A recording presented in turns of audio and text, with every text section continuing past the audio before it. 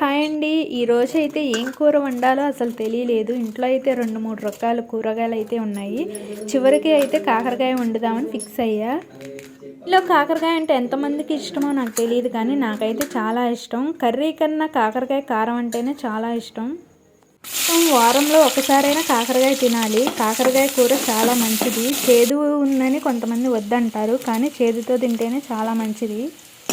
ఇంట్లో మా పిల్లలైతే అస్సలు తినరు, ఎందుకంటే కర్రీ కొంచెం చేదుగా ఉంటుందని. అయినా కూడా నేను ఆ కర్రీ వేస్తే వాళ్ళకి తినిపిస్తానమాట. మీలో ఎంతమందికి కాకరకాయ ఎంత ఇష్టమో నాకు కామెంట్ చేయండి.